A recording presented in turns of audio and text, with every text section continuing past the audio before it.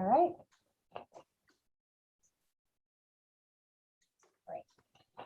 Great.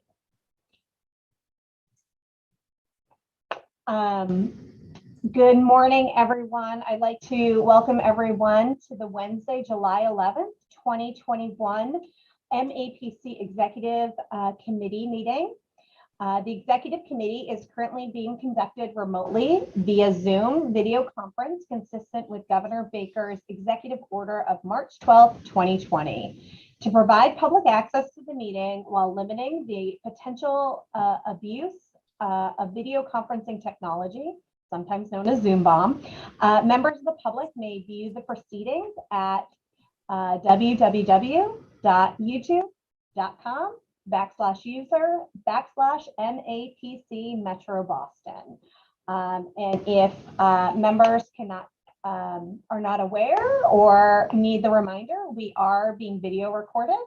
While I appreciate everyone sharing their video, please know that we can still see you, and just be conscious of that. All right, great. So first up on the agenda, and Mark, I do see your message, but I'm going to first call roll. And again, because this is a video conferencing, this is just what we got to do. So if everyone could unmute, I will call the roll. Sharonda Almeida? Here. Keith Bergman? Here. Karen Canfield? Here. Adam Chapdelaine? Here. Bob Cohen? Mayor Curtatone? Tom Daniel? John DePriest? Here. Yolanda Greaves? Here. Sandra Hackman? Mo Handel? Tabor Keeley? Here. Angie Liu? Here. Steve Olenoff? Here. Caitlin Pasafaro? George Proakis? Courtney Rainey? Jenny Raitt? Here. Vandana Rao? Present. Sam Seidel? Steve Silvera? Here. Lauren Shirtliff? Mayor Spicer? Juan Vega? Elaine Vanya? Here. And Erin Wortman here. And as always, apologies for any butchering I do of names. It is unintentional, and I appreciate the grace. So thank you. Mark, did you want to say something before we get into the business of the meeting? Erin, thank you. I would like to say two things, if I could. Not the usual list of three that comes from me. The first is I want to welcome Angela Howard to this meeting, as we welcomed her to MAPC now, I think about a month ago. I think I've got that about right. Angela comes to us as our first ever Director of Equity and Culture. In addition to the work that is implied by that title, she will also be overseeing human resources and operations divisions. I think most of you probably know those two divisions by virtues of their managers, operations being run by Heidi Anderson, who is usually in this meeting but could not be with us today due to a family illness, and also the human resources division, which is run by Holly Lewis.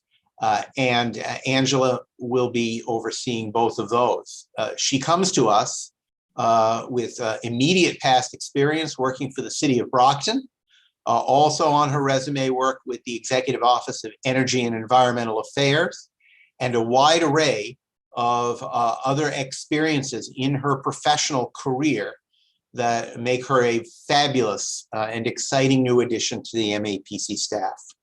I have already begun to work closely with Angela and Rebecca and others on a very important series of issues about reopening the office and dealing with the myriad of issues that come along with that. In fact, we have another meeting scheduled on that later this afternoon. And I know from the conversations that Angela and I have already had in this short period of time what a fabulous addition she's going to be to the staff. And I would like you all to welcome her warmly here this morning. Before I go on to my second point, this being the hello and the other being the goodbye, I would love it if Angela could say a few words of her own, just to introduce herself. If her speaker is working, I know there was a chat that maybe it's a problem. No. All right, that does not, okay, well, and perhaps it will be fixed later on during the meeting. If not, Angela will have many other opportunities in the upcoming years to communicate with members of the executive committee. I expect she will be a regular attendee in most of these meetings. I also need to say a goodbye today, and that is to Rebecca Davis, who I'm not quite sure she was on the, oh, there she is, okay. As I think all of you know, Rebecca is leaving today as our deputy director, after having been at MAPC for, I believe, 13 years in several capacities, starting out running government affairs, and then, well, not when she first came to MAPC, but running government affairs, and then moving on to become deputy director of the agency. At the previous legislative committee meeting, I already had some things to say about Rebecca's enormous contribution to our legislative work, to our reputation and accomplishments on Beacon Hill, to our interaction and successful collaborations now with several governors and their administrations. All of that is true, but I've already said it this morning, and some of you were at that meeting, so I'm not going to spend too much time on that. I want to mention a few other critical things, and one above all is I just cannot say what a tremendous contribution Rebecca has made, not just MAPC, but to the region and the state, with the work that she provided and spearheaded during the course of these past very, very difficult 16, 17, 18 months of the pandemic. As you know, Rebecca oversees most of the management of the agency, and so there was a tremendous amount of internal work and adaptation that needed to happen instantaneously when we all left the office in mid-March of last year. And Rebecca oversaw that. And of course, we all know that it involves technical stuff, like, you know, teaching people how to use Zoom and other things that now seem like second nature. But it involves a lot of emotional, psychological, and difficult work with, you know, large numbers of people that were struggling at that period of time. None of us knew what was going to happen. We didn't really understand how we were going to handle this situation. We were afraid, first for our families, and then, of course, for our colleagues. And Rebecca really shepherded all of us through that effort. Sometimes she did it publicly and openly. Sometimes she did it very quietly and behind the scenes. And her contribution was enormous on that front. But also, she helped us to establish with our colleagues at government affairs, municipal collaboration, public health, particularly in those three departments, helped us to establish our regular meetings between mayors, managers, and lieutenant governor, which happened every Friday morning, our expert calls with mayors and managers and epidemiologists and doctors and public health officials that happened on Sunday afternoons, our meetings of the council, the North Shore Coalition, the Metro Mayors Coalition, all of the subregions focused on issues of the pandemic, and helping us to figure out where and how we could best provide assistance and support in what was a completely new and unanticipated world. And her contributions, her innovativeness, her caring, and her drive were all in evidence during that period of time.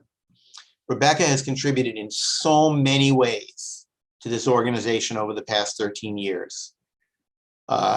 They'd be too numerous to list. I take the entire meeting to do that.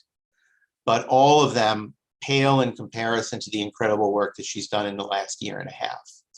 And if you don't know it already, and I think most of you do, I hope you will remember and congratulate her for that tremendous contribution to the region, to the health and welfare of the people who live here as Deputy Director of MAPC during that period of time. I'll close by saying that she has been an enormous friend and confidant and support to me. We make a lot of difficult decisions at MAPC. It's not brain surgery, it is only regional planning, but we do have to balance many different perspectives all the time. That the diversity of those perspectives is the strength of this organization. It's also the challenge of this organization and of this region. And I know that very often when I would be struggling with some of those decisions, Rebecca's wise counsel would help us all to make a good decision and to move forward effectively. Sometimes that involves seizing the moment and grabbing something immediately. Sometimes it involves pausing and waiting until a more opportune time might come in a few weeks.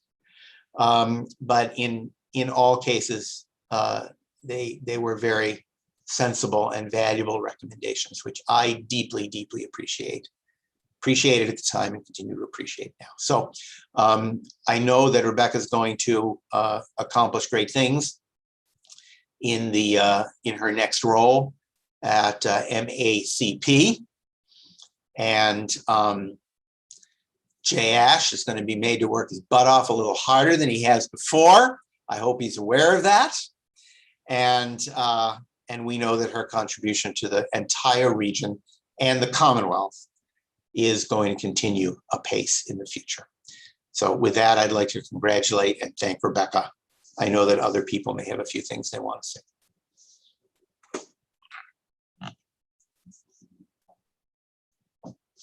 I don't know if Rebecca, you'd like to say anything at this time. Yeah, I'd love to. I want to thank you all. And it's been a wonderful 13 years. And I think, one of the major strengths of the organization and why it's such a fabulous place to work is obviously the staff, but it is because we have such a committed board, I think, that we're able to do what we can. And I really appreciate all of you. I know you all do this in a volunteer capacity, and you take time out of your day to dedicate your time to the region and to this amazing organization. And I think really have helped it, change and grow. It is an incredibly different place than when I started. And so much of that has to do with you. And, it's been a tremendous opportunity to work with all of you. I've learned so much, and I know that I will continue working with you. I'm not going far. I'm just flipping 2 letters and an acronym and continuing to do the policy and strategic work. So, please search me out and find me. I'm looking for opportunities to collaboration, and I just appreciate all of you and getting to know you through this experience. So thank you. Thank you, Rebecca. And I'm sure you're starting to see different comments in the chat, which obviously only scratch the surface of our immense gratitude and best wishes moving forward. And don't be a stranger. Okay, great. And if it's okay, I'm going to go back to Angela, because I think her mic and sound is now working. So Angela, I don't know if you'd like to say something as well.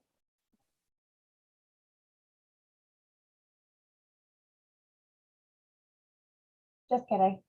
Okay. What we'll do, we're actually all in the office today. That almost everyone you see on the screen. So Angela, why don't you can pop over here and say something from my computer when you have a moment. She's right next door. So. Okay, perfect. So why don't we do this? Why don't we go to, I'm going to go on the next item of the agenda, which is the approval of minutes from May 19th, 2021. And after that, we'll hear from Angela live from Rebecca's office. So at this time, I'm looking for a motion with regards to the minutes of the executive committee from May 19th, 2021. So Make a moved. motion. Make a motion to approve. Second. Okay. Who motioned that? I'm sorry.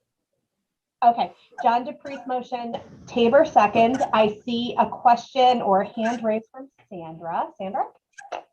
Thanks, Erin. There's just an extra under the borrowing authority vote, I don't have page numbers. So under the borrowing authority note, there's an extra Wanya. And under the report of the executive director, there's just a second typo where it says changing in our focus in the second paragraph. It should be just changing our focus. Okay. So John and Tabor as the maker and seconders of those motions, are you okay with the understanding that includes addressing those Scrivener's errors? Yes. Yes. Thank you. Great. Anything else, Sandra, on that? Okay, great. Thanks so much. If there are no other questions or comments, not seeing any, great. Roll calls required. So here we go. Sharonda? Aye. Keith? Aye. Karen? Aye. Adam? Aye. Bob Cohen? Mayor Curvatone? Tom Daniels, who has joined us? Aye. Excuse me. Hi. John DePriest? Aye. Yolanda? Aye. Sandra? Aye. Mo? Tabor? Aye. Angie? Aye. Steve Olenoff? Aye. Caitlin? George? Courtney? Jenny? Aye. Vandana? Aye. Sam? Steve Silvera? Aye. Lauren? Mayor Spicer, welcome. Aye. Good to see Okay, you. great. Juan? Elaine? Aye. And Erin? Aye. A motion passes. Thank you so much.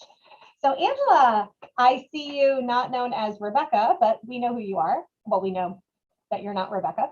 But Angela, would you like to take a second to say hello? Can you hear me now?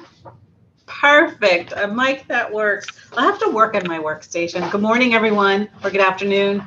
I just want to thank both Mark and Rebecca for inviting me to be a part of their team. I mean, the last few weeks have been incredible, amazing getting to know the incredible team here at MAPC. So I'm very thankful to be here. There's lots to be done, and I'm glad to be a part of the team making such positive changes throughout the Commonwealth with respect to the communities that we support and serve. I don't know what else. I'm looking forward to the days ahead, and I'm super sad. I'm sitting in Rebecca's desk. I'm super sad that she's leaving, but I'm also extremely happy for her next career move. So I just want to give her an extra shout out. And Mark, looking forward to partnering with you in the future. So those are my few words for right now. And Vandana, I did see you somewhere. I remember working with you at EEA with Barbara Nobles Crawford. So I just wanted to give Vandana a shout out as well, just to say hello. Yes, nice to see you at MAPC.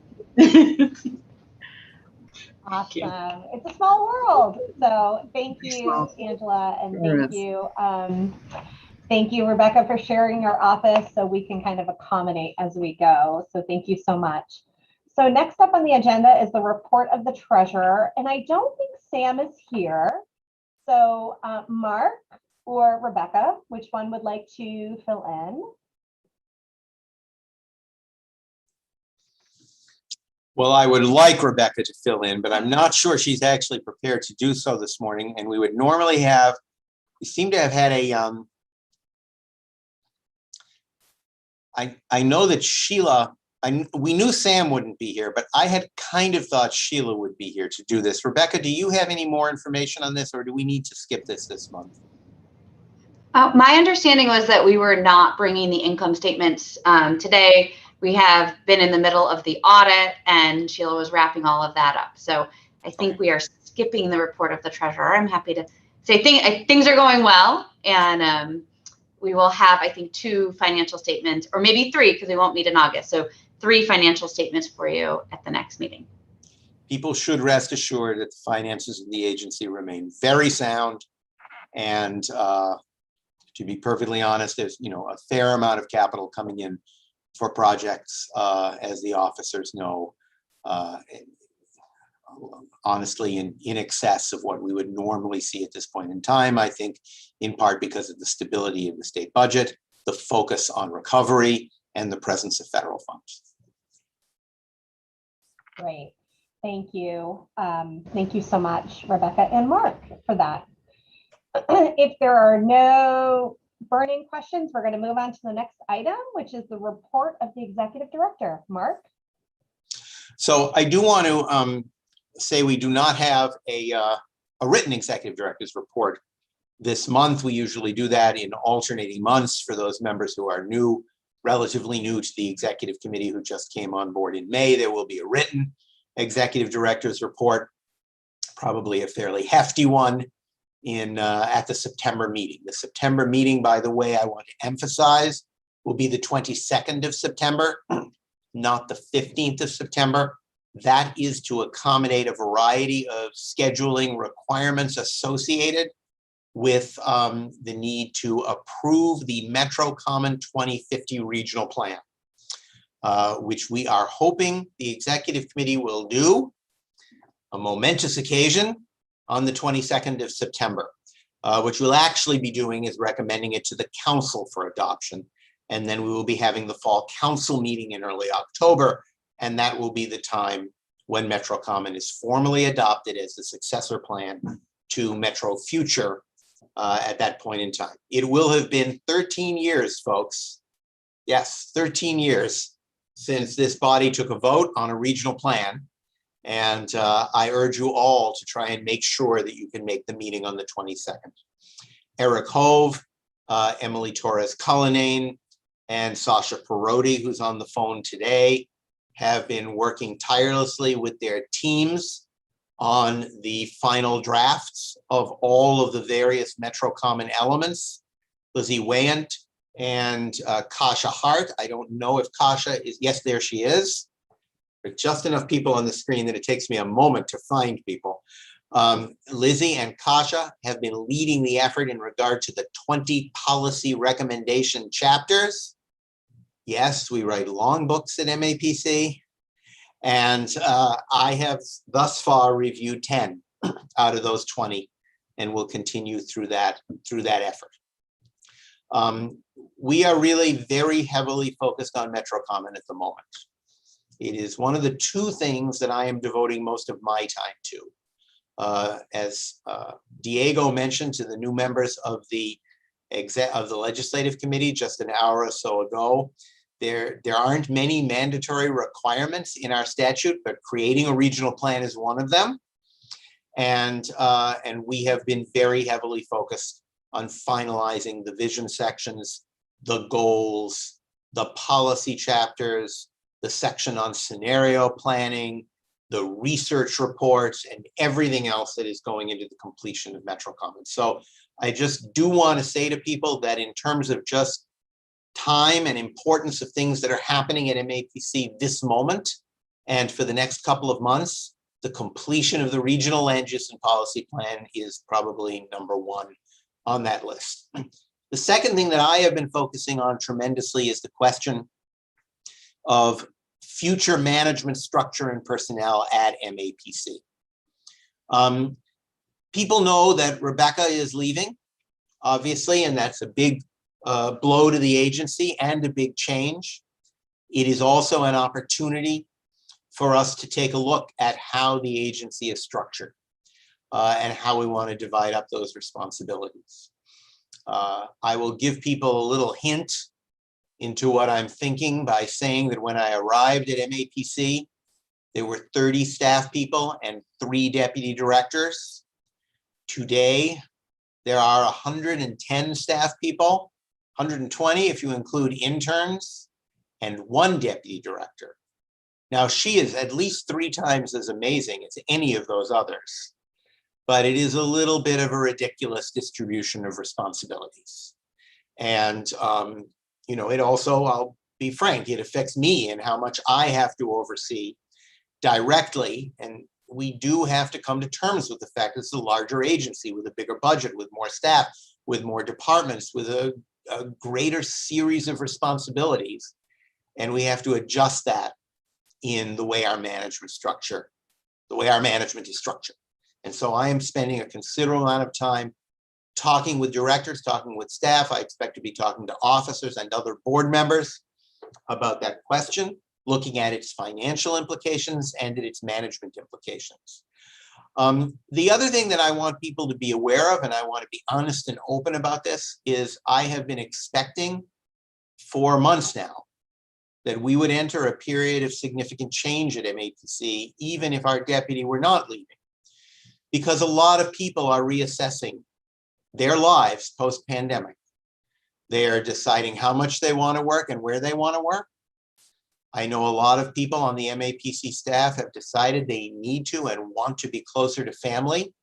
We have a staff that hails from all over the United States, all over the world, honestly.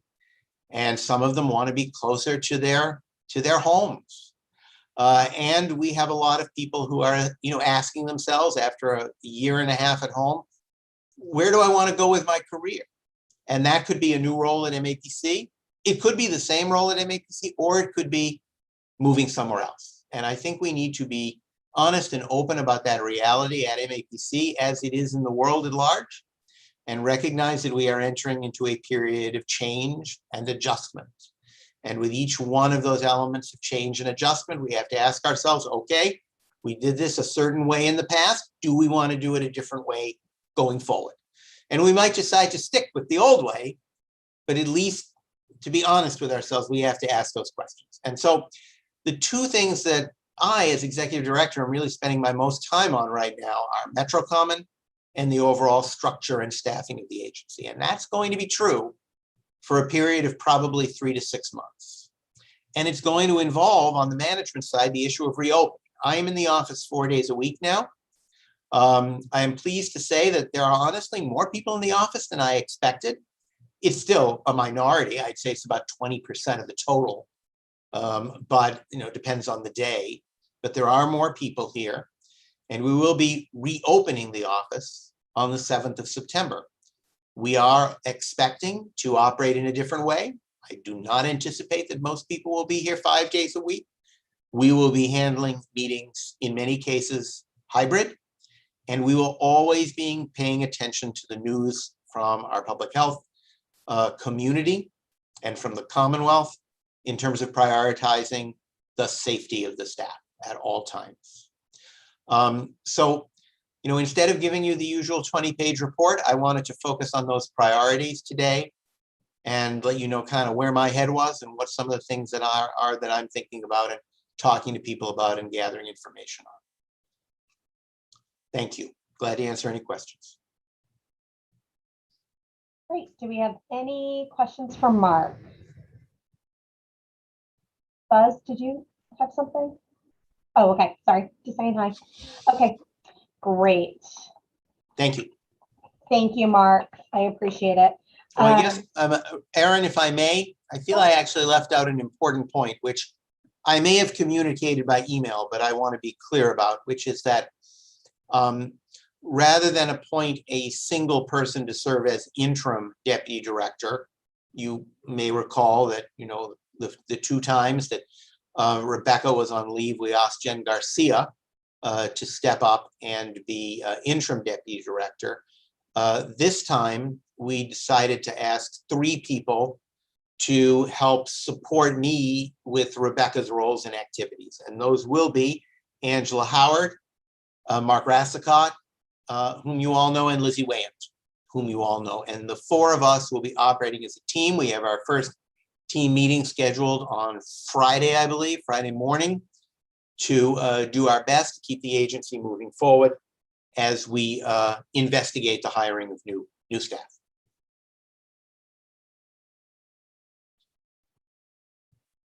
Great. Thank you. Any new comments or questions for Mark? Not seeing any. So thank you, Mark, for that update again. Okay, next up on the agenda is the report of the Legislative Committee. And in a way, it's kind of breaking news since you all just met like less than an hour ago. So I'm going to call on Legislative Committee Chair Keith Bergman to give an update. So Keith. Very good. Thanks. Thanks very much. Our legislative committee met. We felt like we needed to follow the example of the legislature itself. So we went beyond the hour at which our committee should otherwise expire. And that's why some of us were late jumping over here. But I will share that the item that you're asked to vote on today, which is a matter of supporting on the topic of arts and culture legislation, a matter of supporting Senate 2246, an act to rebuild the Commonwealth's cultural future. I can report now that the legislative committee did vote to recommend that the executive committee support that legislation. So you have that bit of information. You've got a briefing packet that was sent out yesterday, and I'll call on Lizzie to continue our discussion here. Thanks, Keith.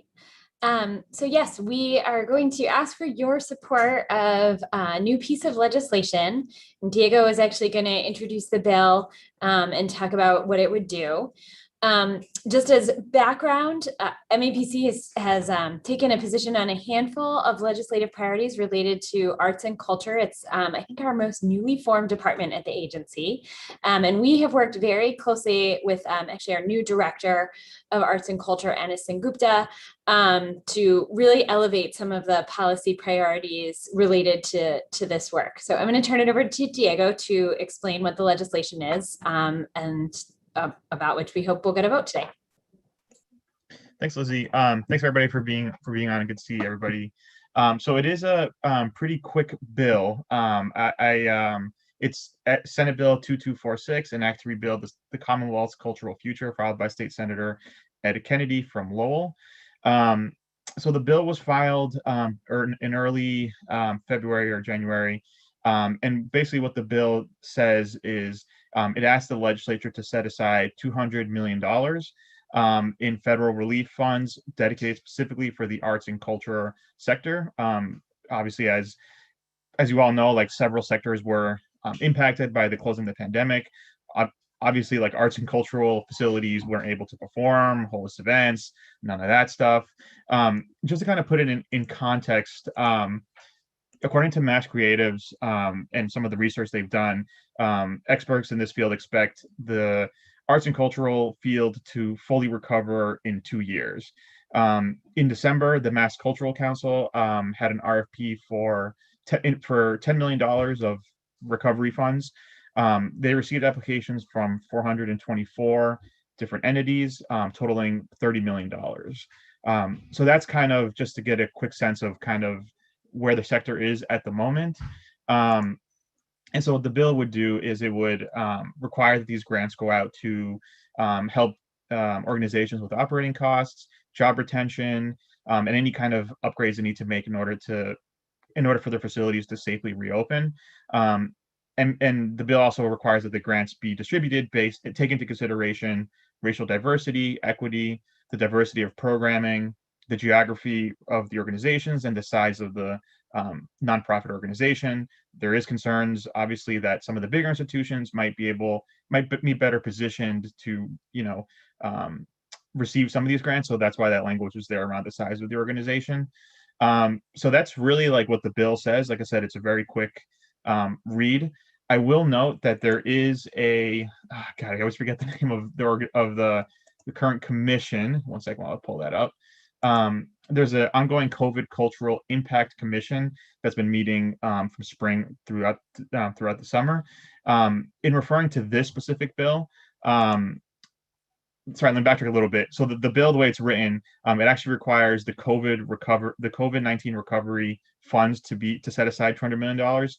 That was the pot of funding that was received in the previous Congress, so last year. Obviously, since the bill was filed, ARPA has been passed by President Biden and this current Congress. So what the COVID Cultural Impact Commission had said was, in light of the new funding that we've received, we're supportive of this measure, but we actually asked that the $200 million dollar threshold be increased. They didn't necessarily say increase to what, but that's just worth noting that this bill is obviously something that people are paying attention to. Obviously, as several stakeholders throughout the state are having conversations around how to use federal funding, it'd be really helpful for MAPC to lend our voice and kind of helping craft some of that, helping craft some of those priorities. So I will stop there and see if anybody has any questions. And obviously, Lizzie or Annis, if I've missed anything, feel free to chime in too. Diego, feel free to call on people Sure. or to answer any questions. Go ahead, Buzz. Thank you. I strongly support this, and we talked about it at the legislative committee, where we also we were a little over time because so many people went on and on about Rebecca, and it was almost teary. Losing Rebecca is such a huge thing. But I speak up because ARPA is a lot of money. Some of the priorities for which are lockstep with the kind of things that are in Metro Common, including affordable housing and infrastructure and transportation and water supply and things like that. To my knowledge, this is the one use of the funds that's coming to the executive committee. And I just wonder if Mark or Lizzie or somebody can say what we're doing with the other things. I particularly am very concerned about, I don't see anything in either this or the Mass Taxpayers Foundation report that deals with climate or climate change or training for alternative energies. I don't see very, very little on affordable housing, nothing at all on planning. And frankly, I think planning should be a good way to do things, or municipal vulnerability. What are we doing on all the rest of these? But I am not speaking in any contrary fashion about this, which I think is spectacularly good. I'm happy to speak to this a little bit, Buzz. I do. It's a good opportunity to kind of remind folks around this table that we have taken a list of priorities around what an equitable and resilient recovery would look like for the Commonwealth. And I think when we brought that list of priorities to this table, we were very clear that, this would sort of be the framework that we would use to advocate for specific uses of the dollars. And we were ahead of the game at MAPC, as we often are. We took that policy priority list actually even before Congress had actually passed the American Rescue Plan Act. And so we do sort of have that framework. So this is one opportunity to kind of weigh in about a specific use of the money. We are at the same time working on actually figuring out how to weigh in with the legislature and obviously our cities and towns about a number of our other specific priorities around the use of those funds. And, I think there's two ways to think about it. There's the state money, which the legislature now has control over, and then there's the money that all of the communities have. And we're hoping to actually kind of drill down on that equitable and resilient priority list that Kasia just posted in the chat to actually give a little more texture. I think the one piece I'll just also note about this piece of legislation is that it's really talking about using these funds from whatever federal recovery source we have available. And so while it is possible that would be about directing ARPA dollars into this program, it's also possible that the money could come from existing money that the state got in, kind of directing some of their tourism and cultural sector dollars, or even money that we might get from a broader infrastructure package that we expect Congress to actually pass. I just kind of want to clarify both of those things, because I think this is an opportunity to really kind of like put a flag in the sand on where we feel like they should be starting to spend money on this particular sector. But we are doing a ton of work. I have a draft document that even Mark has not yet seen, kind of circulating it internally among colleagues first before we send it up to actually really get a bigger handle on how we want to helm the rest of those ARPA dollars. And we obviously have strong opinions about that. And we've been weighing in. A lot of communities and entities have been reaching out to us to ask about the eligible uses. And I feel like we have definitely established ourselves as experts. The team and I have calls about it. I feel like that's most of our conversations right now. So stay tuned for more specifics on pieces around ARPA.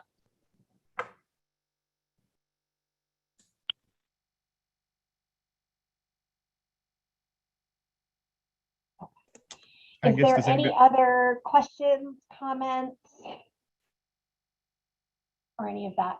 I guess my one question would be for, I have a lot of people on my screen here. For Keith or anyone from government affairs, what was the outcome of the vote at legislative committee? The vote was to recommend that the executive committee support this legislation. Great. So we have the recommendation from the legislative committee. Would anyone like to make a motion at this time? Could I so move? You may, Keith. And Sandra, is that a second? Great. Thank you so much. So the motion before us is that we vote to approve the recommendation of the legislative committee. Motion made by Keith, second made by Sandra. Any questions, comments, feedback at this time? Not seeing any, so we need to do roll call for the vote. So please unmute everyone. Sharonda? Aye. Keith? Aye. Karen? Aye. Adam? Aye. Bob Cohen?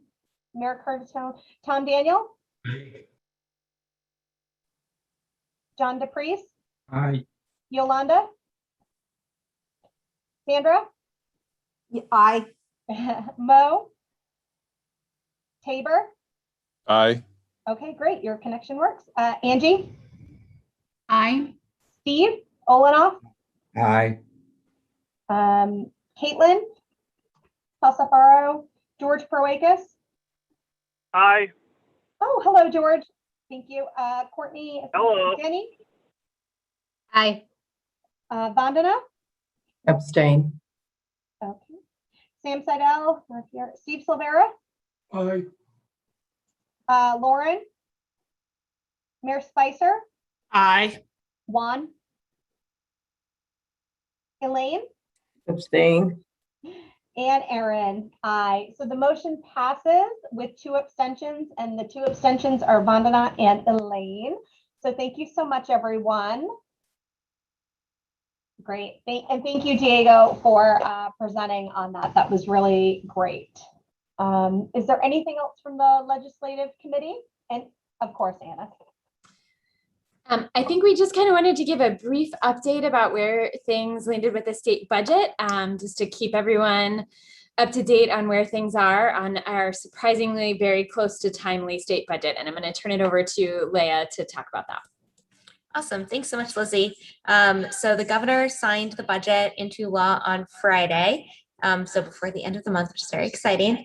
And included in the proposal, we have wins for both of our top priorities. DLTA was funded at $3 million, and there was funding included at $12.3 million for the Shannon program. So a huge thank you to everyone in this call for conversations that you've had and continue to have with legislators about how these programs impact your community. I will say too, on the planning front, it was exciting to see 2.6 or 4.6, sorry, I can do math, $2 million for the community compact program and $1.6 million for the efficiency and regionalization program also included. Those programs have not been funded as consistently in recent years, and we know that they have a big impact for our community. So it's an area where we've been doing a lot of work with legislators as well. So thank you again for all your efforts on those areas. We're still going through all of the governor's vetoes and what the legislature is going to be doing with them. One, just to sort of flag right away, is that the governor did return the Regional Transit Authority language. So we're working with some of our colleagues there to weigh in. So if you have any questions, please don't hesitate to reach out. Looking forward to more discussions as we move forward with our budget process. Awesome. Any questions for Leah? Or anyone else? Sandra? Do we have time for the team to just give us a few hints about the top priorities in the immediate future that you'll be working on to promote? Or is that too big a question? ARPA? Yeah. Yeah, I think, I'd say right now, Sandra, our top priority is actually weighing in with the legislature about some of those ARPA dollars. I really feel like the team and I have been having a lot of meetings with folks inside the State House, because there's a lot of new committees. There's a lot of folks we just kind of want to touch base with because they're kind of thinking about things differently right now. And really the thing that we are hearing over and over and over again from legislators is that the rescue plan dollars are essentially the whole ball of wax.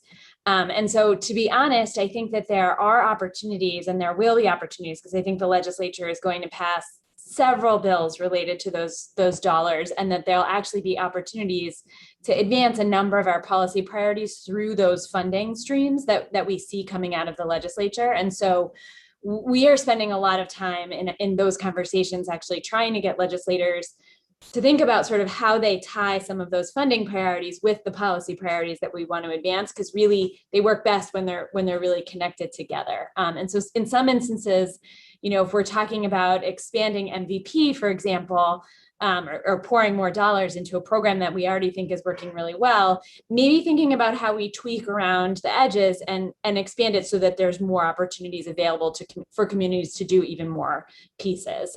So that's actually sort of the overall framework of how we're really thinking about things. ARPA is really the thing. I think it's going to be this session. I think it might even be part of next session. If I was a betting woman, that would be my guess. And so I think our goal is really to try to push those policy priorities alongside how they're thinking about these federal dollars. I would add a little something if I could, Erin. And that is that I agree with everything that Lizzie said, and I do think that this is sort of a whole ball of wax situation, honestly. If you look at the 40, 45, $50 billion state budgets we usually pass, as many of you know, a remarkable percentage of those dollars are all fixed at the beginning of the budget process. We're lucky sometimes if we have a few $1 billion to play around with that are truly discretionary, that we can actually use, that the legislature and governor can actually use in any given year to get something different done or something new. And if you look at the fact that the state is getting $5.3 billion in ARPA funding, municipalities, either directly or through counties, are getting, I believe, $3.4 billion of ARPA funding. And then there's sort of this part that I refer to as the dark matter of the ARPA bill, which we never talk about as much, but it's really important. There's lots of other line items that are in ARPA that go to specific places, like they go to the T or they go to public health, or there are those dollars in there as well. If you look at that, it dwarfs the opportunity that we have in any given year to make real change. And I know that my perspective is the most important word to keep in our heads about the use of those dollars is the word equity. We have just been through a pandemic, and we've been through other things in our country in the last year and a half, but we've been through a pandemic in which it's become trite to say that it unveiled some of the inequities in our society. And I say trite because it's like, well, none of us didn't think they existed before, but of course it became even more apparent. There are people and there are businesses and there are communities that honestly have done really well in the last year and a half. And then there are other folks whose lives have been completely destroyed. And I think it's very important that as a society, we focus on using these dollars for what the president has suggested we should use them for, which is a once in a lifetime opportunity to change things in America. And there are a lot of good and important things that we do as part of our daily business, and they could all use a little extra dough. And I think there might be, I'm worried that there might be a tendency to do that. And what we really should do is to take most of this money and use it to do the things we can't usually do. and to help the people we don't usually help, but whom we talk about a lot. And I'll be honest that, you folks know I don't agree with the governor on everything, but I think the governor's plan was pretty darn good from that perspective. And he deserves some credit for that, and we deserve to give the administration some support on those items. Quibble a little over, around the edges, and there were some things that should have been covered that weren't covered, and there were a few programs that I have some doubts about, but by and large, it was an equity-focused allocation of funds or recommended allocation of funds. And I hope we don't lose that through the legislative process.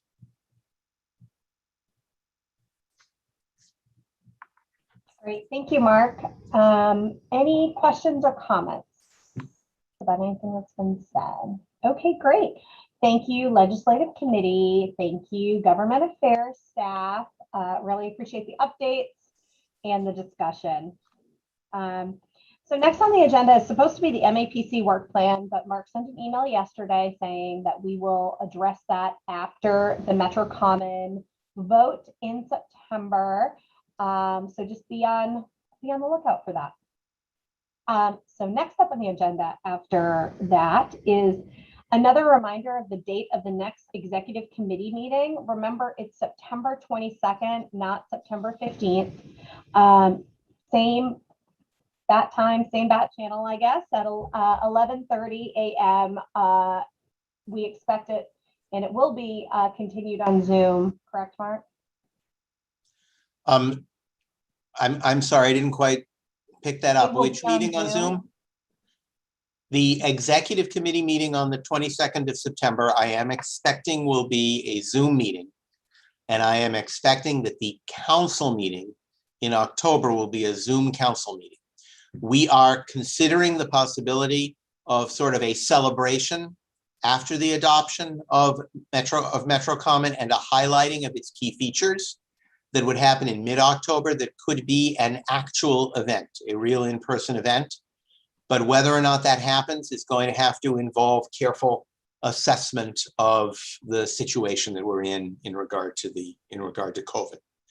And then I think we will all be discussing, I know I will be discussing with officers, the possibility of resuming at least some, maybe not all, executive committee meetings in person starting in October. So none of that is definitive, but to give you a broad outline of what we're thinking about, that's what we're thinking about at the moment. Did I say October just then? I meant to say November, sorry. November executive committee. Okay, well, just let us know. And we'll be there as accordingly.